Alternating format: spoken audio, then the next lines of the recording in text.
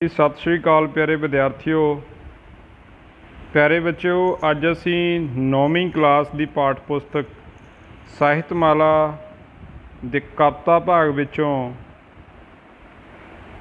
ਵਿਧਾਤਾ ਸਿੰਘ ਤੀਰ जी की लिखी हुई कविता नवीं पुरानी तहजीब बारे पढ़ांगे।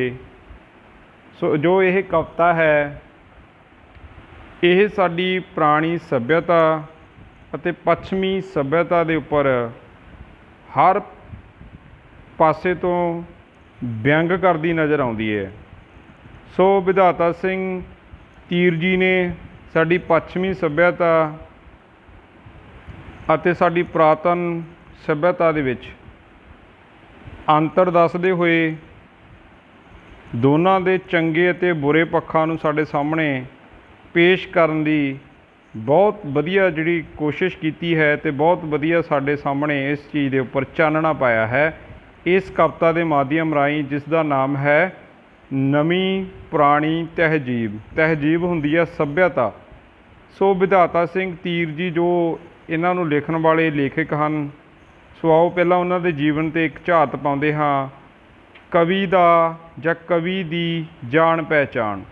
सो जी फोटो बेटा तुसी वेख रहे हो सज्जे हथ, ये है विधाता सिंह तीर जी की। विधाता सिंह तीर का जन्म सरदार हीरा सिंह के घर पिंड घगरोट जिला रावलपिंडी पाकिस्तान विच 15 अगस्त 1901 नूं होया। आप नूं बकायदा विद्या तां नहीं मिली, पर आप अपने शौक नाल पढ़ते रहे। आपने अकाली लहर के असर हेठ लिखना शुरू किया। आप बहुती धार्मिक ते स्टेजी कविता लिखते सन। आप कवि दरबारां विच जाके स्टेज ते कवितावां पढ़िया करते सन। आप जी दियां कवितावां दी पंजाबी बहुत ठेठ है। आप दियां कुछ मुख रचनावां हेठ लिखियां हन। अणियाले तीर, नवे निशाने, गूंगे गीत, काल कूकां, बंदा सिंह बहादुर अते दशमेश दर्शन आदि। आप जी 1973 ईस्वी नूं इस दुनिया नूं अलविदा आख गए। सो आओ विधाता सिंह तीर जी की लिखी हुई कविता नवीं पुरानी तहजीब नूं प्रसंग सहित पढ़ते हाँ तो इस कविता के अर्थां तो जाणू हुंदे हाँ। हथ वेला नहीं आउंदा हथों जो गवाच गया, ओह जोवन नहीं मुड़दा जो पत्रा वाच गया। पानी दरियावां दे एक वार जो बह गए हन, परतन ना पत्तना ते यह दाने कह गए हन। दाने तो भाव हुंदा बेटा सियाणे। तदवीर ले आवे किवें तकदीर जो लै गई है। तदवीर होंदियां ने बेटा साडे एफर्ट साडियां मेहनतां भी असीं वो चीज़ां नूं अपनी मेहनत नाल भी नहीं लैके आ सकते, अपने एफर्ट्स नाल भी नहीं लैके आ सकते जो साडी तकदीर दे विच नहीं है। गल्लां हन चलियां तां गल करनी पै गई है। सो आओ जाणदे आ कवि की कहना चाहुंदे हन इन्हां सतरां दे विच। जोवन तो भाव हुंदा है जवानी, पत्रा वाचना तो भाव हुंदा दौड़ जाना, बह गए तो भाव हुंदा चले गए जां निकल गए, दाने तो भाव हुंदा सियाणे। तदवीर का अर्थ है यतन या तकरीब या सोचां जो असी प्लैनिंगां करते हैं।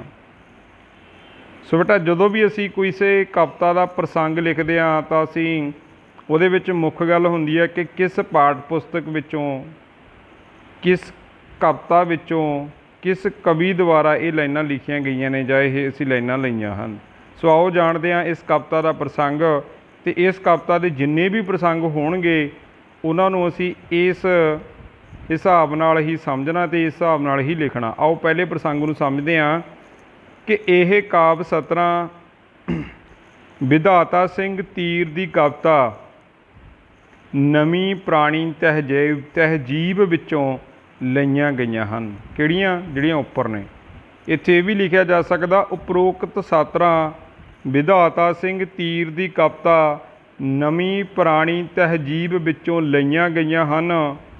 यह कविता ਸਾਹਿਤਮਾਲਾ 9, ये पाठ पुस्तक का नाम है बेटा, ਸਾਹਿਤਮਾਲਾ 9 पाठ पुस्तक विच दर्ज है। ये कविता किहदे विच दर्ज है? ਸਾਹਿਤਮਾਲਾ 9 9वीं क्लास की ਸਾਹਿਤਮਾਲਾ पाठ पुस्तक विच दर्ज है। किहड़ी कविता? नवीं पुरानी तहजीब। इस कविता विच कवि की कहना चाहुंदा है, वो गल बेटा असीं बड़े घट शब्दां 'च इत्थे लिखनी हुंदी है, व्याख्या च विच वो समझनी हुंदी है। इस कविता विच कवि समाज के नवें ते पुराने तौर तरीकों की गल दसदा है कि पुरानी रहनी बहनी ही चंगी सी।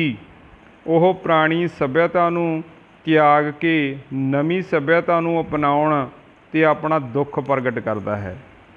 सो आओ पढ़ते हैं बेटा व्याख्या। व्याख्या दे विच असीं उपरोक्त लाइनां नूं दसना है कि की कवि दसदा है इन्हां लाइनां दे विच।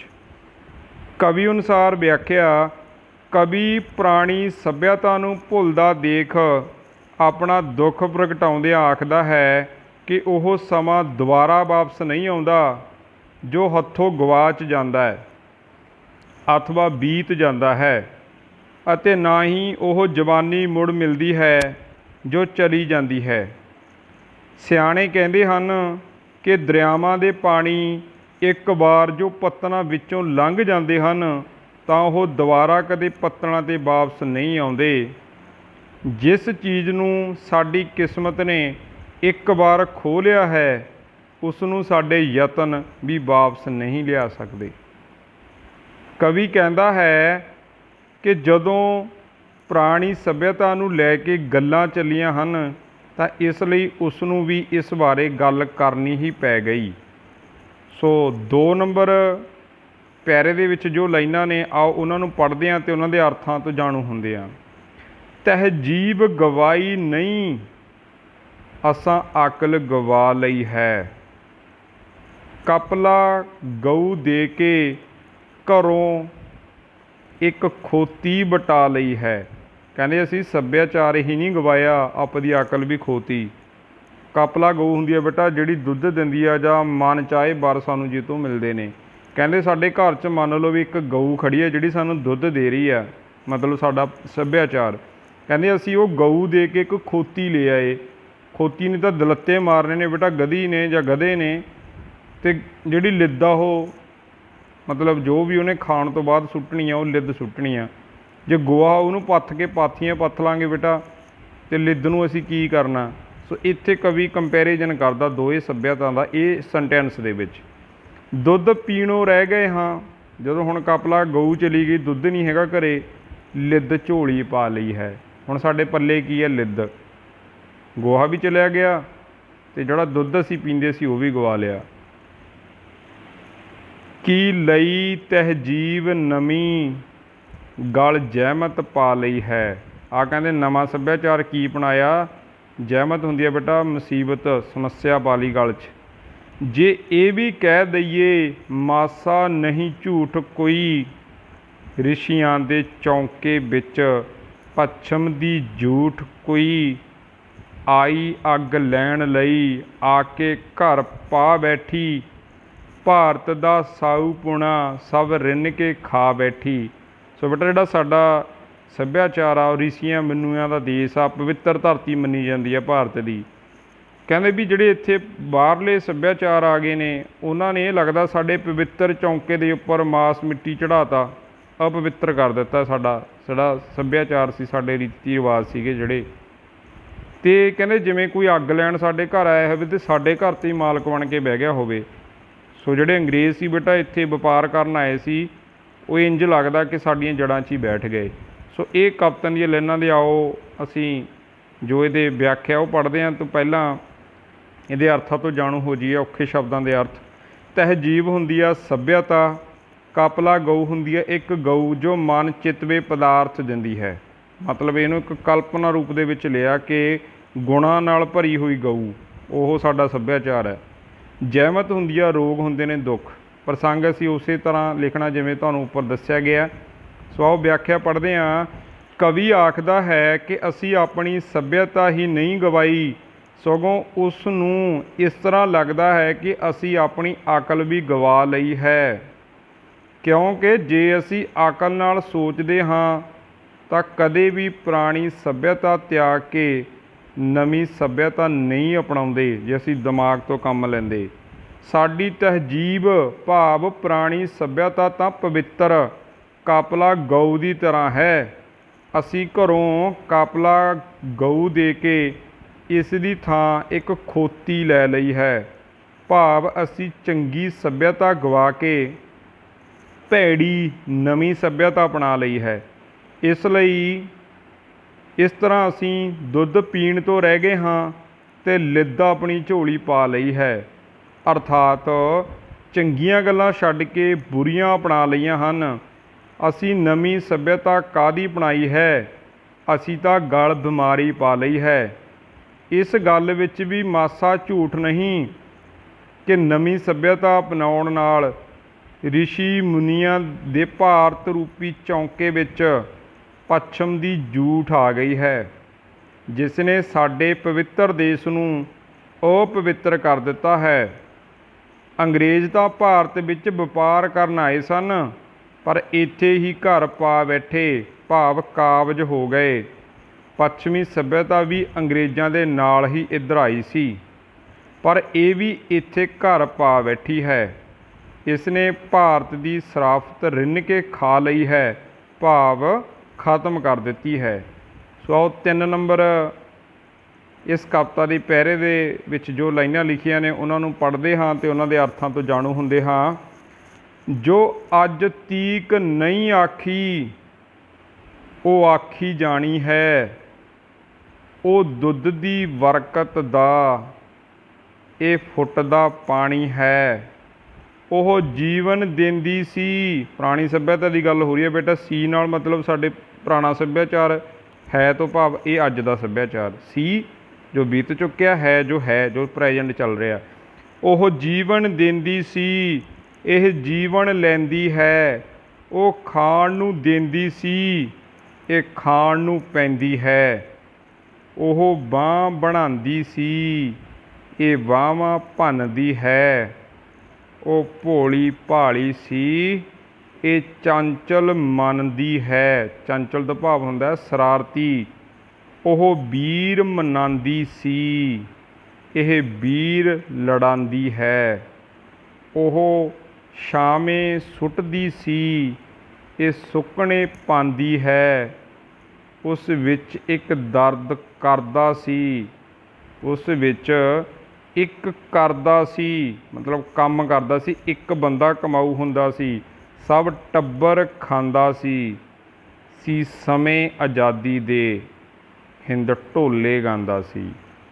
ਉਹ ਆਜ਼ਾਦ ਭਾਰਤ ਦੇ ਵਿੱਚ ਜਦੋਂ ਇੱਕ ਬੰਦਾ ਕਮਾਉਂਦਾ ਸੀ, ਸਾਰਾ ਟੱਬਰ ਖਾਂਦਾ ਸੀ। ਕਿੰਨਾ ਵਧੀਆ ਮਾਹੌਲ ਸੀ। ਅਤੇ ਭਾਰਤ ਭਾਵ ਹਿੰਦੁਸਤਾਨ ਖੁਸ਼ੀ ਦੇ ਵਿੱਚ ਛੋਲੇ ਗਾਉਂਦਾ ਸੀ, ਆਨੰਦ ਲੈ ਰਿਹਾ ਸੀ ਆਪਣੀ ਜ਼ਿੰਦਗੀ ਦਾ। ਤੀਕ ਤੋਂ ਭਾਵ ਹੁੰਦਾ ਬੇਟਾ ਤੱਕ। ਆਖੀ ਜਾਣੀ ਤੋਂ ਭਾਵ ਹੁੰਦਾ ਕਹੀ ਜਾਣੀ। ਬਰਕਤ ਹੁੰਦੀ ਆ ਤਰੱਕੀ, ਵਾਧਾ। ਫੁੱਟ ਹੁੰਦਾ ਵਿਦਰੋਹ, ਨਫ਼ਰਤ। ਚੰਚਲ ਹੁੰਦਾ ਸ਼ਰਾਰਤੀ ਅਤੇ ਟੱਬਰ ਹੁੰਦਾ ਪਰਿਵਾਰ। ਸੋ ਆਓ ਇਸ ਕਵਿਤਾ ਦੀ ਵਿਆਖਿਆ ਤੋਂ ਜਾਣੂ ਹੁੰਦੇ ਹਾਂ। ਕਵੀ ਕਹਿੰਦਾ ਹੈ ਕਿ ਪੁਰਾਣੀ ਅਤੇ ਨਵੀਂ ਸੱਭਿਅਤਾ ਬਾਰੇ ਜਿਹੜੀ ਗੱਲ ਅੱਗੇ ਕਿਸੇ ਨਹੀਂ ਆਖੀ, ਹੁਣ ਕਹਿਣੀ ਪੈਣੀ ਹੈ ਕਿ ਪੁਰਾਣੀ ਸੱਭਿਅਤਾ ਦੁੱਧ ਦੀ ਬਰਕਤ ਸੀ, ਭਾਵ ਅੱਗੇ ਅਸੀਂ ਇੱਕ ਮੁੱਠ ਸਾਂ, ਅਤੇ ਨਵੀਂ ਸੱਭਿਅਤਾ ਫੁੱਟ ਦਾ ਪਾਣੀ ਹੈ, ਭਾਵ ਹੁਣ ਅਸੀਂ ਵੰਡੇ ਹੋਏ ਹਾਂ।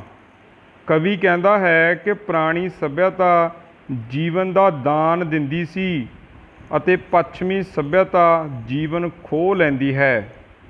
ਉਹ ਸੱਭਿਅਤਾ ਸਭ ਨੂੰ ਖਾਣ ਨੂੰ ਦਿੰਦੀ ਸੀ ਅਤੇ ਇਹ ਅੱਗੋਂ ਖਾਣ ਨੂੰ ਭਾਵ ਟੁੱਟ ਪੈਂਦੀ ਹੈ। ਭਾਵ ਪਹਿਲਾਂ ਲੋਕੀ ਇੱਕ ਦੂਜੇ ਦਾ ਖਿਆਲ ਰੱਖਦੇ ਸਨ, ਮਿੱਠਾ ਬੋਲਦੇ ਸਨ, ਪਰ ਹੁਣ ਇੱਕ ਦੂਜੇ ਨੂੰ ਖਿੱਚਦੇ ਹਨ। ਪੁਰਾਣੀ ਸੱਭਿਅਤਾ ਭਰਾਵਾਂ ਵਿੱਚ ਪਿਆਰ ਪੈਦਾ ਕਰਦੀ ਸੀ ਅਤੇ ਇਹ ਭਰਾਵਾਂ ਵਿੱਚ ਫੁੱਟ ਪਾਉਂਦੀ ਹੈ। ਇਹ ਤੋਂ ਭਾਵ ਨਵੀਂ ਪੁਰਾਣੀ ਸੱਭਿਅਤਾ ਭੋਲੀ ਭਾਲੀ ਸੀ, ਭਾਵ ਲੋਕ ਸਾਦੇ ਸੁਭਾਅ ਦੇ ਸਨ, ਪਰ ਨਵੀਂ ਸੱਭਿਅਤਾ ਬੜੀ ਚੰਚਲ ਮਨ ਦੀ ਹੈ। ਇਸ ਨੇ ਲੋਕਾਂ ਦੇ ਮਨ ਚੰਚਲ ਕਰ ਦਿੱਤੇ ਹਨ, ਚਲਾਕ ਕਰ ਦਿੱਤੇ ਹਨ। ਲੋਕ ਚਲਾਕੀਆਂ ਕਰਦੇ ਨੇ ਬੇਟਾ ਅੱਜ ਦੇ ਜ਼ਮਾਨੇ 'ਚ। ਪੁਰਾਣੀ ਸੱਭਿਅਤਾ ਰੁੱਸੇ ਹੋਏ ਭਰਾਵਾਂ ਨੂੰ ਮਨਾਉਂਦੀ ਸੀ, ਪਰ ਨਵੀਂ ਸੱਭਿਅਤਾ ਉਹਨਾਂ ਵਿੱਚ ਲੜਾਈ ਪੈਦਾ ਕਰਦੀ ਹੈ। ਅੱਜ ਦੇ ਜ਼ਮਾਨੇ 'ਚ ਭਾਈ ਭਾਈ ਨੂੰ ਲੜਾਉਂਦਾ ਹੈ, ਦੂਆ ਬੰਦਾ ਫੁੱਟ ਪਵਾ ਰਿਹਾ ਉਹਨਾਂ ਵਿੱਚ, ਭਾਵ ਇਹ ਆਪਸ ਵਿੱਚ ਫੁੱਟ ਪਵਾਉਂਦੀ ਹੈ। ਪੁਰਾਣੀ ਸੱਭਿਅਤਾ ਛਾਂ ਭਾਵ ਠੰਡ ਦਿੰਦੀ ਸੀ, ਉਹ ਦੁੱਖ ਮਿਟਾ ਕੇ ਸੁੱਖ ਦਿੰਦੀ ਸੀ, ਪਰ ਨਵੀਂ ਸੱਭਿਅਤਾ ਸੁੱਕਣੇ ਪਾਉਂਦੀ ਹੈ, ਭਾਵ ਦੁੱਖ ਦਿੰਦੀ ਹੈ। ਪੁਰਾਣੇ ਸਮੇਂ ਵਿੱਚ ਸਬਰ ਸੰਤੋਖ ਸੀ, ਘਰ ਦਾ ਇੱਕ ਜੀਅ ਕੰਮ ਕਰਦਾ ਸੀ, ਸਾਰਾ ਟੱਬਰ ਰੱਜ ਕੇ ਖਾਂਦਾ ਸੀ। ਉਹ ਸਮੇਂ ਆਜ਼ਾਦੀ ਦੇ ਸਨ ਅਤੇ ਹਿੰਦੁਸਤਾਨ ਖੁਸ਼ੀਆਂ ਦੇ ਢੋਲੇ ਗਾਉਂਦਾ ਸੀ। 4 ਨੰਬਰ ਪੈਰੇ ਦੇ ਤਹਿਤ ਜਿਹੜੀਆਂ ਲਾਈਨਾਂ ਨੇ, ਆਓ ਉਹਨਾਂ ਨੂੰ ਪੜ੍ਹਦੇ ਹਾਂ ਅਤੇ ਇਹਨਾਂ ਦੇ ਅਰਥਾਂ ਤੋਂ ਜਾਣੂ ਹੁੰਦੇ ਹਾਂ। ਇਸ ਵਿੱਚ ਮਰ ਮਰ ਕੇ ਵੀ ਸਭ ਭੁੱਖੇ ਮਰਦੇ ਹਨ। ਵੀ ਅੱਜ ਦੇ ਜ਼ਮਾਨੇ ਦੇ ਵਿੱਚ ਸਾਰੇ ਲੋਕ ਕੰਮ ਕਰਦੇ ਨੇ, ਫਿਰ ਵੀ ਢਿੱਡ ਨਹੀਂ ਭਰਦੇ, ਭੁੱਖੇ ਮਰਦੇ ਨੇ। ਇਸ ਵਿੱਚ ਅੱਜ ਦੇ ਜ਼ਮਾਨੇ ਵਿੱਚ ਇਸ ਵਿੱਚ ਮਰ ਮਰ ਕੇ ਵੀ ਸਭ ਭੁੱਖੇ ਮਰਦੇ ਹਨ। ਹੌਂਕੇ ਦਿਨ ਰਾਤ ਭਰਨ ਪਰ ਪੇਟ ਨਾ ਭਰਦੇ ਹਨ। ਕਿਰਤੀ ਦੀ ਛਾਤੀ 'ਤੇ ਇਹ ਮੂੰਗ ਪਈ ਦਲਦੀ ਹੈ। ਰਤ ਪੀ ਪੀ ਲਿੱਸਿਆਂ ਦੀ, ਕਮਜ਼ੋਰ ਬੰਦਿਆਂ ਦੀ, ਮਜ਼ਦੂਰ ਲੋਕਾਂ ਦੇ ਜਿਹੜੇ ਸਰੀਰ ਬੇਟਾ ਪਿੰਜਰ ਬਣੇ ਪਏ ਨੇ। ਰਤ ਪੀ ਪੀ ਲਿੱਸਿਆਂ ਦੀ ਇਹਦੀ ਗੋਗੜ ਪਲਦੀ ਹੈ। ਜਿਹੜੇ ਲੋਕਾਂ ਦਾ ਖੂਨ ਪੀ ਕੇ ਆਪਣੀਆਂ ਜੇਬਾਂ ਭਰਦੇ ਨੇ, ਗੋਗੜ ਤੋਂ ਭਾਵ ਜੇਬਾਂ, ਮਤਲਬ ਉਦਾਹਰਨ ਦਿੱਤੀ ਹੈ, ਗੋਗੜ ਢਿੱਡ ਨੂੰ ਕਿਹਾ ਜਾਂਦਾ ਬੇਟਾ, ਜਿਨ੍ਹਾਂ ਦੇ ਵੱਡੇ ਵੱਡੇ ਢਿੱਡ ਹੁੰਦੇ ਨੇ। ਰਤ ਪੀ ਪੀ ਲਿੱਸਿਆਂ ਦੀ ਇਹਦੀ ਗੋਗੜ ਪਲਦੀ ਹੈ। ਬਿਜਲੀ ਦੇ ਲਾਟੂ ਜੋ ਇਸ ਦੇ ਘਰ ਜਗਦੇ ਹਨ, ਉਹ ਨੈਣ ਗਰੀਬਾਂ ਦੇ ਕੱਢੇ ਹੋਏ ਲੱਗਦੇ ਹਨ। ਖੱਲ ਲਾ ਲਾ ਲੋਕਾਂ ਦੀ ਇਹ ਸੂਟ ਸਵਾਉਂਦੀ ਹੈ। ਆਓ ਬੇਟਾ ਜਾਣਦੇ ਹਾਂ। ਪੀ ਮਜ਼ਦੂਰਾਂ ਨੂੰ ਇਹ ਪਾਊਡਰ ਲਾਉਂਦੀ ਹੈ। ਆ ਕੇ ਇਸ ਚੰਦਰੀ ਨੇ ਹੋਣੀ ਵਰਤਾ ਦਿੱਤੀ, ਲਾਲੀ ਸਭ ਭਾਰਤ ਦੀ ਢੰਗ ਨਾਲ ਉਡਾ ਦਿੱਤੀ। ਲਾਲੀ ਸਭ ਭਾਰਤ ਦੀ ਢੰਗ ਨਾਲ ਉਡਾ ਦਿੱਤੀ। ਛਾਤੀ 'ਤੇ ਮੂੰਗ ਦਲਣੀ, ਕਿਸੇ ਦੇ ਸਾਹਮਣੇ ਉਸ ਨੂੰ ਦਿਖਾਉਣ ਵਾਲੀ ਗੱਲ ਕਰਨੀ। ਰਤ ਹੁੰਦਾ ਬੇਟਾ ਲਹੂ, ਲਿੱਸੇ ਹੁੰਦੇ ਨੇ ਕਮਜ਼ੋਰ। ਸੋ ਆਓ ਵਿਆਖਿਆ ਦੇ ਰੂਪ ਵਿੱਚ ਇਹਨਾਂ ਲਾਈਨਾਂ ਦੇ ਅਰਥਾਂ ਤੋਂ ਜਾਣੂ ਹੁੰਦੇ ਹਾਂ ਕਿ ਨਵੀਂ ਸੱਭਿਅਤਾ ਦੇ ਆਉਣ ਨਾਲ ਸਾਰੇ ਹੀ ਕਰੜੀ ਮਿਹਨਤ ਕਰਦੇ ਹਨ, ਭਾਵ ਪਰਿਵਾਰ ਦੇ ਸਭ ਲੋਕ ਸਾਰਾ ਦਿਨ ਮਰ ਮਰ ਕੇ ਕੰਮ ਕਰਦੇ ਹਨ, ਪਰ ਫਿਰ ਵੀ ਸਭ ਭੁੱਖੇ ਮਰਦੇ ਹਨ। ਇਸ ਲਈ ਨਵੀਂ ਸੱਭਿਅਤਾ ਵਿੱਚ ਸਭ ਨੂੰ ਰੱਜ ਕੇ ਰੋਟੀ ਨਹੀਂ ਮਿਲਦੀ। ਉਹ ਰਾਤ ਦਿਨ ਹੌਂਕੇ ਭਰਦੇ ਹਨ, ਪਰ ਉਹਨਾਂ ਦੇ ਪੇਟ ਨਹੀਂ ਭਰਦੇ। ਅਮੀਰ ਲੋਕ ਮਜ਼ਦੂਰਾਂ ਨੂੰ ਤੰਗ ਕਰਦੇ ਹਨ, ਉਹਨਾਂ ਦਾ ਲਹੂ ਪੀ ਕੇ, ਭਾਵ ਉਹਨਾਂ ਦੀ ਕਮਾਈ ਖਾ ਕੇ ਆਪਣੇ ਢਿੱਡ ਵਧਾਈ ਜਾਂਦੇ ਹਨ। ਅਮੀਰਾਂ ਦੇ ਘਰ ਜਿਹੜੀ ਬਿਜਲੀ ਦੇ ਲਾਟੂਆਂ ਦੀ ਰੌਸ਼ਨੀ ਦੀ ਭਰਮਾਰ ਹੈ, ਉਹ ਗਰੀਬਾਂ ਦੇ ਨੈਣ ਕੱਢੇ ਹੋਏ ਲੱਗਦੇ ਹਨ, ਭਾਵ ਇਹ ਮਜ਼ਦੂਰਾਂ ਦੇ ਖੂਨ ਪਸੀਨੇ ਦੀ ਕਮਾਈ ਦੀ ਬਰਕਤ ਹੈ।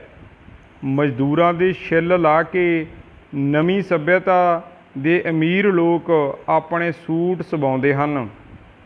ਉਹਨਾਂ ਦੀਆਂ ਹੱਡੀਆਂ ਨੂੰ ਪੀ ਕੇ, ਭਾਵ ਮਜ਼ਦੂਰਾਂ ਦੀ ਕਮਾਈ ਦਾ ਹੱਕ ਮਾਰ ਕੇ ਨਵੀਂ ਸੱਭਿਅਤਾ ਮੂੰਹ 'ਤੇ ਪਾਊਡਰ ਲਾਉਂਦੀ ਹੈ, ਭਾਵ ਆਪਣਾ ਮੂੰਹ ਮੱਥਾ ਸਵਾਰਦੀ ਹੈ।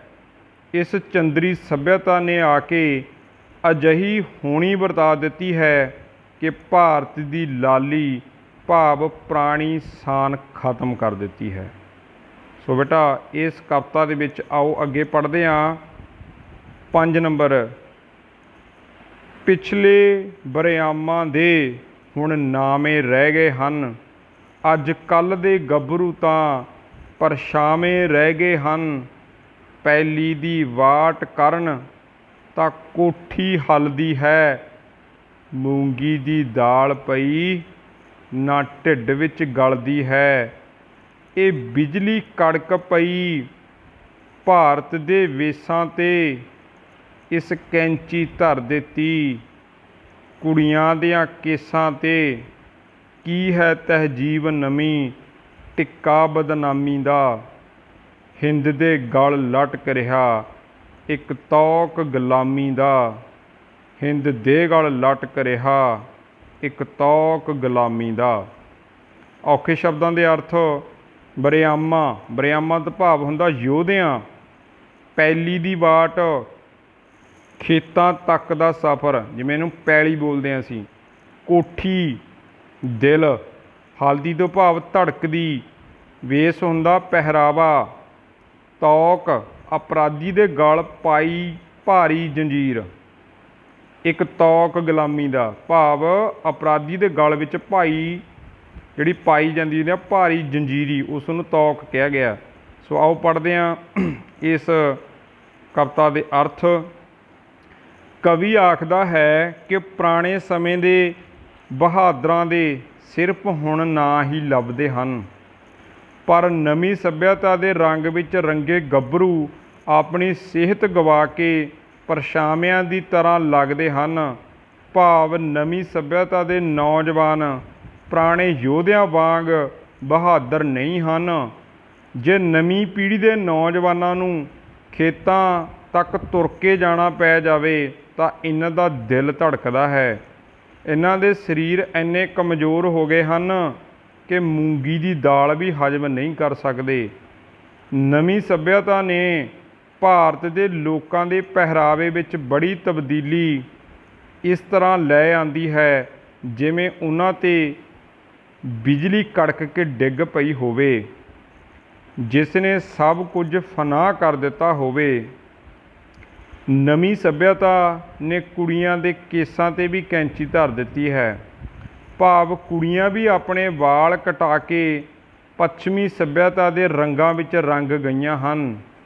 ਇਹ ਨਵੀਂ ਸੱਭਿਅਤਾ ਤਾਂ ਦੇਸ਼ ਦੇ ਮੱਥੇ 'ਤੇ ਲੱਗਿਆ ਹੋਇਆ ਬਦਨਾਮੀ ਦਾ ਟਿੱਕਾ ਹੈ। ਇਸ ਨੂੰ ਭਾਰਤ ਦੇ ਲੋਕਾਂ ਦੇ ਗਲ ਗੁਲਾਮੀ ਦਾ ਪੱਟਾ ਕਿਹਾ ਜਾ ਸਕਦਾ ਹੈ। ਸੋ ਬੇਟਾ ਇਹ ਕਵਿਤਾ ਦੇ ਵਿੱਚ ਸੀਗੇ ਕਵੀ ਦੇ ਭਾਵ। ਸੋ ਇਸ ਕਵਿਤਾ ਨਾਲ ਸੰਬੰਧਿਤ ਕੁਝ ਪ੍ਰਸ਼ਨ ਉੱਤਰ ਨੇ, ਆਓ ਉਹਨਾਂ 'ਤੇ ਵੀ ਝਾਤ ਮਾਰਦੇ ਹਾਂ। ਪਹਿਲਾ ਪ੍ਰਸ਼ਨ ਹੈ, ਨਵੀਂ ਪੁਰਾਣੀ ਤਹਿਜੀਬ ਕਵਿਤਾ ਦਾ ਕੇਂਦਰੀ ਭਾਵ ਲਿਖੋ। ਉੱਤਰ ਹੈ, ਭਾਰਤ ਵਿੱਚ ਨਵੀਂ ਸੱਭਿਅਤਾ ਦੇ ਆਉਣ ਨਾਲ ਸਾਊਪੁਣੇ, ਆਪਸੀ ਏਕਤਾ, ਪਿਆਰ ਅਤੇ ਭਾਈਚਾਰਕ ਸਾਂਝ ਵਰਗੀਆਂ ਪੁਰਾਣੀਆਂ ਸੱਭਿਆਚਾਰਕ ਕੀਮਤਾਂ ਖਤਮ ਹੋਈਆਂ ਹਨ। ਨਵੀਂ ਸੱਭਿਅਤਾ ਦੇ ਆਉਣ ਨਾਲ ਆਪਸੀ ਫੁੱਟ, ਲੜਾਈ, ਵੈਰ ਅਤੇ ਗਰੀਬਾਂ ਦੀਆਂ ਮੁਸੀਬਤਾਂ ਵਧੀਆਂ ਹਨ। ਨਵੀਂ ਸੱਭਿਅਤਾ ਹਿੰਦੁਸਤਾਨ ਦੇ ਮੱਥੇ 'ਤੇ ਕਲੰਕ ਹੈ। ਸੋ ਬੇਟਾ ਇਹ ਹੈ ਇਸ ਕਵਿਤਾ ਦਾ ਕੇਂਦਰੀ ਭਾਵ। ਸੋ ਇਸ ਕਵਿਤਾ ਦੇ ਵਿੱਚ ਨਵੀਂ ਸੱਭਿਅਤਾ ਨੂੰ ਭੰਡਿਆ ਗਿਆ ਅਤੇ ਪੁਰਾਣੀ ਨੂੰ ਸਰਾਹਿਆ ਗਿਆ। ਪ੍ਰਸ਼ਨ ਨੰਬਰ 2, ਕਵੀ ਨੇ ਨਵੀਂ ਤਹਿਜੀਬ ਨਾਲੋਂ ਪੁਰਾਣੀ ਤਹਿਜੀਬ ਨੂੰ ਬਿਹਤਰ ਸਮਝਦਿਆਂ ਕਿਹੜੀਆਂ-ਕਿਹੜੀਆਂ ਸਿਫਤਾਂ ਕੀਤੀਆਂ ਹਨ, ਆਪਣੇ ਸ਼ਬਦਾਂ ਵਿੱਚ ਲਿਖੋ।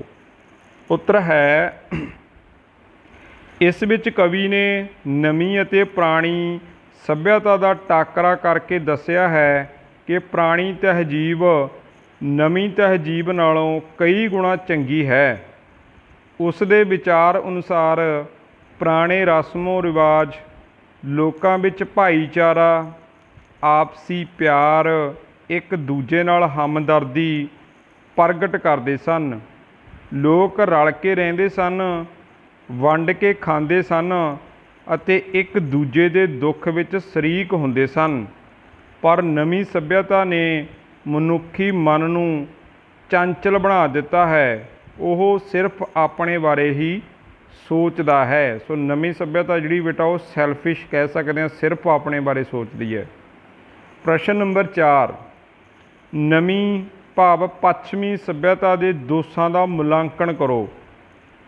ਉੱਤਰ ਹੈ ਨਵੀਂ ਪੱਛਮੀ ਸੱਭਿਅਤਾ ਫੁੱਟ ਪਾਉਣ ਵਾਲਾ ਇੱਕ ਪਾਣੀ ਹੈ ਤੇ ਭਰਾਵਾਂ ਨੂੰ ਆਪਸ ਵਿੱਚ ਵਿਛੋੜ ਦਿੰਦੀ ਹੈ। ਸੋ ਨਵੀਂ ਸੱਭਿਅਤਾ ਦੇ ਬੇਟਾ ਇਹ ਜਿਹੜੇ ਔਗਣ ਨੇ ਅਸੀਂ ਮੁਲਾਂਕਣ ਦੇ ਵਿੱਚ ਉਹਨਾਂ ਦੀ ਗੱਲ ਕਰਦੇ ਹਾਂ। ਇਹ ਚੰਚਲ ਚਲਾਕੀਆਂ, ਅਸਥਿਰਤਾ, ਸਥਿਰ ਹੁੰਦਾ ਬੇਟਾ ਜਿਹੜਾ ਪੱਕਾ ਇੱਕ ਥਾਂ 'ਤੇ ਟਿਕਿਆ ਰਹੇ, ਅਸਥਿਰਤਾ ਵਾਲੀ ਤਹਿਜੀਬ ਹੈ ਜਿਹਦੇ ਵਿੱਚ ਚਲਾਕੀਆਂ ਨੇ, ਕੋਈ ਵੀ ਚੀਜ਼ ਇੱਕ ਜਗ੍ਹਾ 'ਤੇ ਟਿਕਦੀ ਨਹੀਂ। ਇਹ ਇਸ ਤਰ੍ਹਾਂ ਦੀ ਸੱਭਿਅਤਾ ਜਿਹੜੀ ਇਹ ਨਵੀਂ ਆ। ਇਹ ਸਕੇ ਭਰਾਵਾਂ ਨੂੰ ਪਰਸਪਰ ਲੜਾਉਣ ਦਾ ਕੰਮ ਕਰਦੀ ਹੈ। ਅੱਜ ਅਸੀਂ ਜ਼ਮੀਨ ਜਾਇਦਾਦ ਲਈ ਆਪਣੇ ਪਿਤਾ ਨੂੰ ਮਾਰ ਦਿੰਦੇ ਹਾਂ, ਆਪਣੇ ਭਰਾ ਨੂੰ ਮਾਰ ਦਿੰਦੇ ਹਾਂ। ਇਹ ਅੱਜ ਦੀ ਸੱਭਿਅਤਾ। ਪੁਰਾਣੀ ਸੱਭਿਅਤਾ 'ਚ ਕਦੇ ਭਰਾ 'ਤੇ ਹੱਥ ਨਹੀਂ ਸੀ ਚੱਕਦਾ ਅਤੇ ਕਦੇ ਅਸੀਂ ਮਾਂ ਬਾਪਾਂ ਨੂੰ ਘਰਾਂ 'ਚੋਂ ਨਹੀਂ ਸੀ ਕੱਢਦੇ ਅਤੇ ਕਦੇ ਅਸੀਂ ਆਪਣੇ ਪਿਤਾ ਨੂੰ ਨਹੀਂ ਸੀ ਮਾਰਦੇ ਅਤੇ ਸਿਆਣੇ ਤਾਏ ਚਾਚੇ ਜੋ ਵੀ ਸਾਡੇ ਰਿਸ਼ਤੇ ਨਾਤੇ ਸੀ ਸਭ ਦਾ ਸਤਿਕਾਰ ਕਰਦੇ ਸੀ। ਅਤੇ ਅੱਜ ਅਸੀਂ ਸਿਰਫ ਆਪਣੇ ਬਾਰੇ ਸੋਚਦੇ ਹਾਂ ਕਿਉਂਕਿ ਅੱਜ ਪੱਛਮੀ ਸੱਭਿਅਤਾ ਦਾ ਜਿਹੜਾ ਪ੍ਰਭਾਵ ਆ ਸਾਡੇ ਮਾਨਸਿਕ ਤੌਰ ਦੇ ਉੱਪਰ ਹਾਵੀ ਹੋ ਚੁੱਕਿਆ ਸਾਡੇ ਉੱਪਰ। ਇਹ ਹਮੇਸ਼ਾ ਪਰੇਸ਼ਾਨੀਆਂ ਵਿੱਚ ਪਾਈ ਰੱਖਦੀ ਹੈ। ਜਿੱਥੇ ਪੁਰਾਣੀ ਸੱਭਿਅਤਾ ਤਾਂ ਜੀਵਨ ਦਾਤੀ ਸੀ, ਜਦ ਕਿ ਨਵੀਂ ਸੱਭਿਅਤਾ ਜੀਵਨ ਲੈਣ ਵਾਲੀ ਹੈ। ਇਸ ਸੱਭਿਅਤਾ ਕਾਰਨ ਹਰ ਇੱਕ ਵਿਅਕਤੀ ਦੁਖੀ ਹੈ। ਹੁਣ ਬੇਟਾ ਜੋ ਅਸੀਂ ਡਰੱਗਸ ਲੈ ਰਹੇ ਹਾਂ, ਕਿਸੇ ਨੇ ਚਿੱਟਾ ਜਾਂ ਜੋ ਵੀ ਅੱਜ ਕੱਲ੍ਹ ਨਸ਼ੇ ਚੱਲ ਰਹੇ ਨੇ, ਦਾਰੂਆਂ, ਨਸ਼ੇ, ਭੰਗਾਂ, ਟੀਕੇ, ਗੋਲੀਆਂ, ਅਸੀਂ ਇੱਕ ਐਡਿਕਸ਼ਨ ਦੇ ਆਦੀ ਹੋ ਗਏ ਹਾਂ ਅਤੇ ਅੱਜ ਦੀ ਸੱਭਿਆਚਾਰ ਆ ਜਿਹੜਾ ਇਹ ਜੀਵਨ ਲੈ ਰਿਹਾ, ਭਾਵ ਸਾਨੂੰ ਮਾਰ ਰਿਹਾ। ਪੁਰਾਣੇ ਸਮੇਂ 'ਚ ਰੱਜ ਕੇ ਖਾਂਦੇ ਸੀ, ਦੱਬ ਕੇ ਕੰਮ ਕਰਦੇ ਸੀ, 100 ਸਾਲ ਦੇ ਬੰਦੇ ਹੋ ਕੇ ਇਸ ਦੁਨੀਆ 'ਚੋਂ ਜਾਂਦੇ ਸੀ। ਪਰ ਅੱਜ ਦਾ ਜਿਹੜਾ ਸੱਭਿਆਚਾਰ ਆ ਇਹਦੇ ਵਿੱਚ ਬਹੁਤ ਛੋਟੀ ਉਮਰ ਦੇ ਵਿੱਚ ਹੀ ਮੌਤਾਂ ਹੋਣ ਲੱਗ ਪਈਆਂ ਨੇ। ਤਾਂ ਜਾਂ ਅਸੀਂ ਇਹ ਕਹਿ ਲਓ ਕਿ ਅੱਜ ਦੇ ਸੱਭਿਆਚਾਰ ਦੇ ਵਿੱਚ ਬਹੁਤ ਜ਼ਿਆਦਾ ਜਿਹੜੀਆਂ ਬੇਟਾ ਮੌਤਾਂ ਨੇ ਉਹ ਹੋ ਰਹੀਆਂ ਨੇ। ਸੋ ਬੇਟਾ ਇੱਥੇ ਅਸੀਂ ਜੇ ਸਮਝਣਾ ਹੋਵੇ, ਇੱਥੇ ਅਸੀਂ ਇਹੀ ਸਮਝਾਂਗੇ ਕਿ ਜਿਹੜੀ ਅੱਜ ਦੀ ਸੱਭਿਆਚਾਰ ਦੀ ਰਫਤਾਰ ਆ ਉਹਦੇ ਵਿੱਚ ਜੀਵਨ ਬਹੁਤ ਛੋਟੇ ਰਹਿ ਗਏ ਨੇ ਅਤੇ ਬਹੁਤ ਸਾਰੀਆਂ ਜਿਹੜੀਆਂ ਮੌਤਾਂ ਹੋ ਰਹੀਆਂ ਨੇ। ਆਏ ਦਿਨ ਬਹੁਤ ਸਾਰਾ ਜਿਹੜਾ ਦੁਨੀਆ ਦੇ ਵਿੱਚ ਨੁਕਸਾਨ ਹੋ ਰਿਹਾ। ਸੋ ਇਹ ਸਾਰਾ ਕੁਛ ਜਿਹੜਾ ਹੈਗਾ ਇਹ ਨਵੀਂ ਜਿਹੜੀ ਸਾਡੀ ਜੀਵਨ ਸ਼ੈਲੀ ਆ ਉਹਦੇ ਵਿੱਚੋਂ ਇਹ ਚੀਜ਼ਾਂ ਨਿਕਲ ਕੇ ਸਾਹਮਣੇ ਆਈਆਂ ਨੇ ਜਾਂ ਬਾਹਰ ਆ ਰਹੀਆਂ ਨੇ। ਸੋ ਆਓ ਅਸੀਂ ਜੋ ਇਸ ਕਵਿਤਾ ਦੇ ਵੈਰੀ ਸ਼ਾਰਟ ਪ੍ਰਸ਼ਨ ਉੱਤਰ ਨੇ ਉਹਨਾਂ ਬਾਰੇ ਪੜ੍ਹਦੇ ਹਾਂ। ਪਹਿਲਾ ਹੈ ਕਿ ਨਵੀਂ ਪੁਰਾਣੀ ਤਹਿਜੀਬ ਕਵਿਤਾ ਕਿਸ ਦੀ ਲਿਖੀ ਹੋਈ ਹੈ? ਉੱਤਰ ਹੈ ਈੜੀ ਵਿਧਾਤਾ ਸਿੰਘ ਤੀਰ। ਪ੍ਰਸ਼ਨ ਨੰਬਰ 2, ਦਰਿਆਵਾਂ ਦੇ ਪਾਣੀ ਵਗ ਕੇ ਮੁੜ ਕਿੱਥੇ ਨਹੀਂ ਪਰਤਦੇ? ਉੱਤਰ ਹੈ ਐੜਾ ਪੱਤਣਾ ਉੱਤੇ, ਭਾਵ ਕਿਨਾਰਿਆਂ ਉੱਤੇ ਦੁਬਾਰਾ ਨਹੀਂ ਆਉਂਦੇ, ਜੋ ਲੰਘ ਜਾਂਦੇ ਨੇ ਪਾਣੀ। ਪ੍ਰਸ਼ਨ ਨੰਬਰ 3, ਅਸੀਂ ਆਪਣੀ ਤਹਿਜੀਬ ਨੂੰ ਗਵਾ ਕੇ ਹੋਰ ਕੀ ਗਵਾ ਲਿਆ ਹੈ? ਪ੍ਰਸ਼ਨ ਨੰਬਰ 3 ਦਾ ਉੱਤਰ ਹੈ ਈੜੀ ਅਕਲ, ਅਸੀਂ ਆਪਣੀ ਅਕਲ ਵੀ ਗਵਾ ਲਈ ਹੈ। ਪ੍ਰਸ਼ਨ ਨੰਬਰ 4, ਆਪਣੇ ਘਰਾਂ ਜਾਂ ਘਰੋਂ ਕੀ ਦੇ ਕੇ ਖੋਤੀ ਵਟਾ ਲਈ, ਅਸੀਂ ਘਰੋਂ ਕੀ ਦੇ ਦਿੱਤਾ ਹੈ? ਉੱਤਰ ਹੈ ਈੜੀ ਕਪਲਾ ਗਊ। ਕਵੀ ਨਵੀਂ ਪੱਛਮੀ ਤਹਿਜੀਬ ਨੂੰ ਕੀ ਕਰਾਰ ਦਿੰਦਾ ਹੈ? 5 ਨੰਬਰ ਦਾ ਹੈ ਐੜਾ ਝੂਠ, ਇਹਨੂੰ ਝੂਠ ਕਹਿੰਦਾ ਹੈ। ਰਿਸ਼ੀਆਂ ਦੇ ਵਿਹੜੇ ਵਿੱਚ ਕਿੱਥੋਂ ਦੀ ਜੂਠ ਪਈ ਹੈ? 6 ਨੰਬਰ ਇਹਦਾ ਉੱਤਰ ਹੈ ਐੜਾ ਪੱਛਮ ਦੀ, ਪੱਛਮੀ ਸੱਭਿਆਚਾਰ ਦੀ ਜੂਠ ਪਈ ਹੈ। ਪ੍ਰਸ਼ਨ ਨੰਬਰ 7, ਤਹਿਜੀਬ ਕਿਸ ਦੀ ਛਾਤੀ ਉੱਤੇ ਮੂੰਗ ਦਲਦੀ ਹੈ? ਐੜਾ ਕਿਰਤੀ ਦੀ, ਕਿਸਾਨ ਦੀ, ਕਾਮਿਆਂ ਦੀ, ਮਿਹਨਤ ਕਰਨ ਵਾਲੇ ਲੋਕਾਂ ਦੀ ਛਾਤੀ ਦੇ ਉੱਪਰ ਮੂੰਗ ਦਲ ਰਹੀ ਹੈ। ਪ੍ਰਸ਼ਨ ਨੰਬਰ 8, ਨਵੀਂ ਤਹਿਜੀਬ ਭਾਰਤ ਦੇ ਗਲ ਵਿੱਚ ਕਿਸ ਤਰ੍ਹਾਂ ਦੀ ਲੱਗ ਰਹੀ ਹੈ? 8 ਦਾ ਉੱਤਰ ਹੈ ਐੜਾ ਗੁਲਾਮੀ ਦਾ ਪੱਟਾ ਲੱਗ ਰਹੀ ਆ। ਪ੍ਰਸ਼ਨ ਨੰਬਰ 9, ਵਿਧਾਤਾ ਸਿੰਘ ਤੀਰ ਦੀ ਕਿਸੇ ਇੱਕ ਕਵਿਤਾ ਦਾ ਨਾਂ ਦੱਸੋ। 9 ਨੰਬਰ ਦੇ ਵਿੱਚ ਊੜਾ ਹੈ ਨਵੀਂ ਪੁਰਾਣੀ ਤਹਿਜੀਬ। 10 ਨੰਬਰ ਪ੍ਰਸ਼ਨ ਹੈ ਨਵੀਂ ਸੱਭਿਅਤਾ ਦੇ ਜਾਂ ਨਵੀਂ ਸੱਭਿਅਤਾ ਨੇ ਭਾਰਤ ਦੀਆਂ ਕੁੜੀਆਂ ਦੇ ਕੇਸਾਂ ਉੱਤੇ ਕੀ ਰੱਖ ਦਿੱਤਾ ਹੈ? ਈੜੀ ਕੈਂਚੀ। ਸੋ ਸੋ ਜੋ ਉਪਰੋਕਤ ਪ੍ਰਸ਼ਨ ਅਸੀਂ ਪ੍ਰੈਕਟਿਸ ਦੇ ਤੌਰ ਤੇ ਕੀਤੇ ਹਨ ਉਹਨਾਂ ਦੇ ਉੱਤਰ ਬੇਟਾ ਤੁਸੀਂ ਨੀਚੇ ਵੇਖ ਸਕਦੇ ਹੋ। ਸੋ ਆਓ ਬਹੁਤ ਛੋਟੇ ਉੱਤਰਾਂ ਵਾਲੇ ਪ੍ਰਸ਼ਨਾਂ ਬਾਰੇ ਵੀ ਥੋੜ੍ਹੀ ਜਾਣਕਾਰੀ ਹਾਸਲ ਕਰ ਲਈਏ। ਹੇਠ ਲਿਖੇ ਪ੍ਰਸ਼ਨਾਂ ਦਾ ਉੱਤਰ ਇੱਕ ਸ਼ਬਦ ਜਾਂ ਇੱਕ ਲਾਈਨ ਵਿੱਚ ਦਿਓ। ਨਵੀਂ ਪੁਰਾਣੀ ਤਹਿਜੀਬ ਕਵਿਤਾ ਕਿਸ ਦੀ ਰਚਨਾ ਹੈ? ਉੱਤਰ ਹੈ ਵਿਧਾਤਾ ਸਿੰਘ ਤੀਰ। ਅਸੀਂ ਆਪਣੀ ਤਹਿਜੀਬ ਨੂੰ ਗਵਾ ਕੇ ਹੋਰ ਕੀ ਗਵਾ ਲਿਆ ਹੈ? ਉੱਤਰ ਹੈ 2 ਨੰਬਰ ਦਾ ਅਕਲ। ਪ੍ਰਸ਼ਨ ਨੰਬਰ 3, ਨਵੀਂ ਤਹਿਜੀਬ ਨੂੰ ਅਪਣਾ ਕੇ ਅਸੀਂ ਆਪਣੇ ਗਲ ਕੀ ਪਾ ਲਿਆ ਹੈ ਜਾਂ ਕੀ ਪਾ ਲਈ ਹੈ? ਜਹਿਮਤ। ਜਹਿਮਤ ਹੁੰਦੇ ਨੇ ਰੋਗ, ਦੁੱਖ, ਤਕਲੀਫਾਂ। ਪ੍ਰਸ਼ਨ ਨੰਬਰ 4, ਦਰਿਆਵਾਂ ਦੇ ਪਾਣੀ ਵਗ ਕੇ ਮੁੜ ਕਿੱਥੇ ਨਹੀਂ ਪਰਤਦੇ? ਉੱਤਰ ਹੈ ਪੱਤਣਾਂ ਉੱਤੇ। ਪ੍ਰਸ਼ਨ ਨੰਬਰ 5, ਕਵੀ ਅਨੁਸਾਰ ਪੁਰਾਣੀ ਤਹਿਜੀਬ ਕਿਸ ਦੇ ਸਮਾਨ ਸੀ? ਭਾਵ ਕਪਲਾ ਗਊ ਸਮਾਨ। ਪੁਰਾਣਾ ਸੱਭਿਆਚਾਰ ਕਪਲਾ ਗਊ ਵਰਗਾ ਸੀ।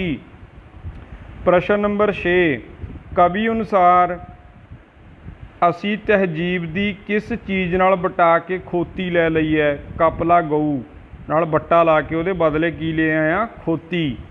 ਪੱਛਮੀ ਤਹਿਜੀਬ ਵਿੱਚ ਸਰਮਾਏਦਾਰ ਕਿਸ ਦੀ ਖੂਬ ਖੱਲ ਲਾਉਂਦਾ ਹੈ?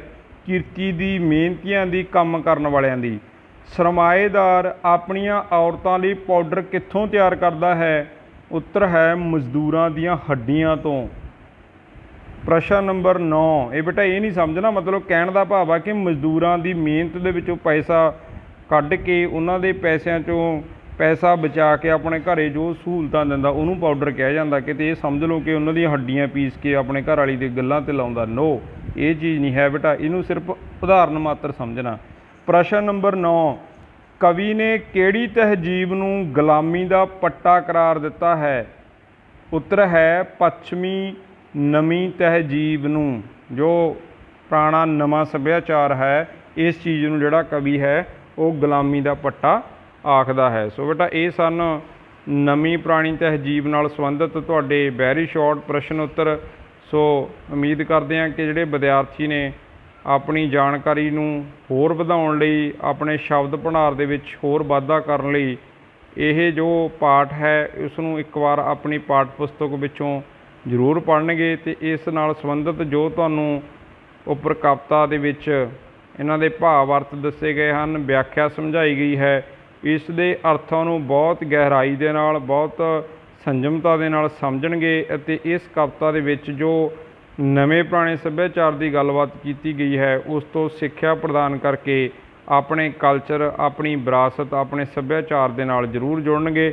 ਸੋ ਇਹ ਪਾਠ ਪੁਸਤਕ ਦੇ ਨਾਲ ਸੰਬੰਧਿਤ ਪ੍ਰਸ਼ਨ ਉੱਤਰਾਂ ਦੀ ਵੀਡੀਓ ਨੂੰ ਆਪਾਂ ਇੱਥੇ ਹੀ ਸਮਾਪਤ ਕਰਦੇ ਹਾਂ। ਹੋਰ ਜਾਣਕਾਰੀ ਲਈ ਜੁੜੇ ਰਹੋ ਪੰਜਾਬੀ ਐਜੂਕੇਸ਼ਨ ਚੈਨਲ ਦੇ ਨਾਲ। ਥੈਂਕ ਯੂ ਜੀ।